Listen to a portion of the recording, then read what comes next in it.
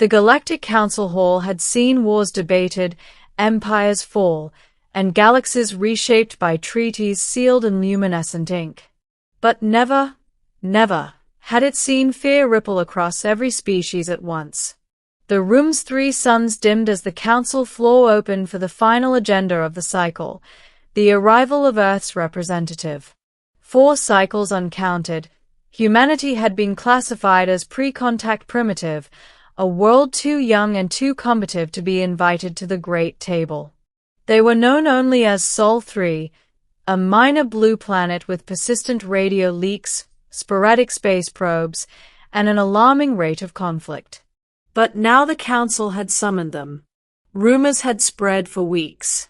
Some said Sol 3 had annihilated an invasion fleet from the Korth Dominion. Others whispered that humans had captured a banned void creature. A few believed that humans had discovered something older, something the Council had tried to bury. None of them were prepared for the truth. Beginning, the human arrives. The hall quieted as the massive doors hissed open. A single human stepped inside. He was not dressed in armor or ceremonial robes. He wore a simple dark suit, tailored and unassuming.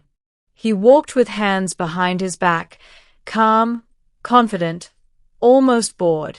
His eyes scanned the chamber with a strange mixture of curiosity and appraisal, like someone walking through a museum of breakable things. The council members exchanged uneasy glances. Representative of Sol 3, boomed Velestri, a towering serpentine alien whose species once enslaved half the spiral arm. State your name. The human nodded politely. My name is Elias Ward. I speak for Earth. The translators chimed softly, but something else happened, something the council was not expecting. The chamber lights flickered. The hall's energy readings spiked. Elias continued as if he did not notice. And I am here, he said, because you asked for Earth's true name. The hall erupted in murmurs. True names were not symbolic. They were ancient, binding, dangerous. In the early eras, entire species had been enslaved through their true names. The council had outlawed the practice eons ago. Velestri's frills trembled. We only wish to update our records, he lied. Elias smiled, and several councillors recoiled. My world knows exactly what you wish to do. You thought we were primitive. You thought we were isolated. And now you're terrified that we're not. The hall fell silent. Middle, the reveal. Elias lifted one hand. A hologram burst to life, Earth, spinning slowly in a field of stars. But the continent shifted, the oceans parted, and beneath the blue shell came layers, impossible layers. First came the megastructures hidden in Earth's mantle. Then the buried monoliths beneath human cities. Then the colossal rings inside the planet's magnetic field. The council gasped. That's impossible. Sol 3 is pre-warp. No species could hide that many artifacts. Elias raised a finger, and the room fell quiet again. These artifacts were not built by us. They were built for us. The hologram shifted again, showing ancient vessels, sleek, dark, almost predatory, drifting through space like sleeping titans. Council members shivered. Your records, Elias said. Call them the architects. A hush swept the room. Even the scribes stopped writing. The architects were legend, older than the council, older than the great empires, older than the star clans. Every species in the galaxy had ruins from that ancient race scattered across their worlds, silent reminders of something beyond comprehension. But no one had ever claimed an architect homeworld. Until now. Elias continued. Earth is not Sol 3. That is the name you gave us. But you asked for our true name, the name written in the architect codices. He placed a small spherical device on the central podium.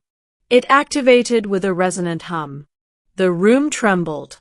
Symbols older than the galaxy spiraled around the human. Half the counselors clutched their heads as the psychic pressure rippled through them.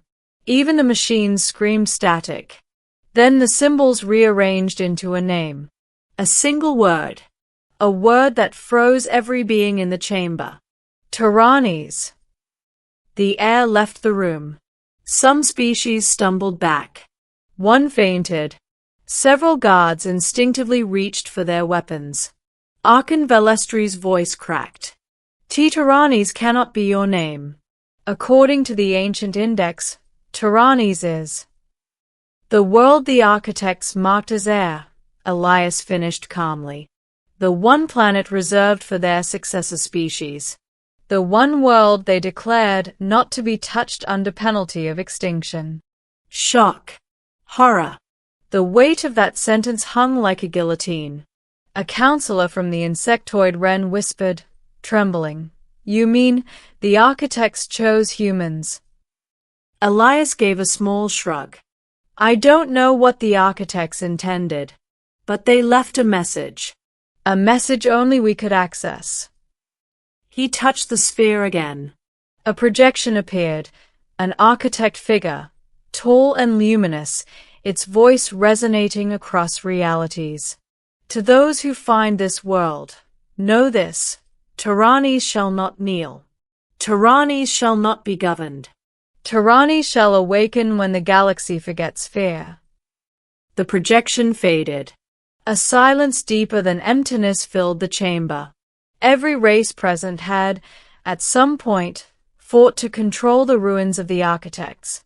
Some species still worshipped them. Others feared them. But no one, not even the council, wanted to anger them. And Tyrannies, Earth, humans, had been under their protection all along. The turn, fear spreads. Archon Velestry tried to regain control of the room, but panic was already spreading. "If Earth is truly Tyrannies," he rasped, "then why reveal yourselves now?" Elias locked eyes with him.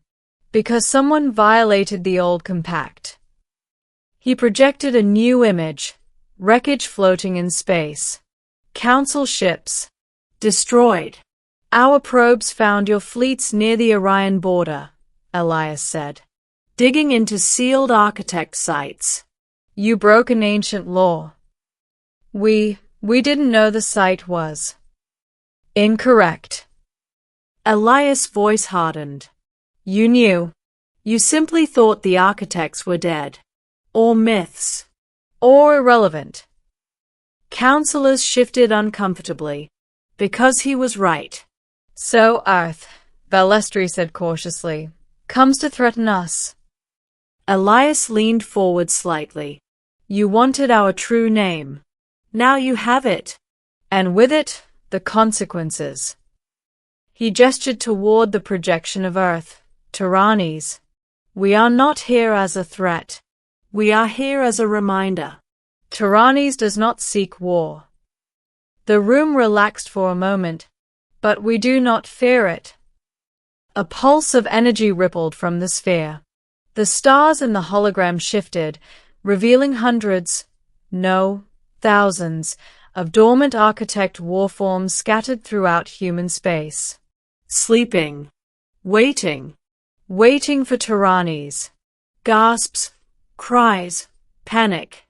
"Those artifacts are bound to our world," Elias said quietly. "If Tyrannies is attacked, they will awaken." Council voices trembled.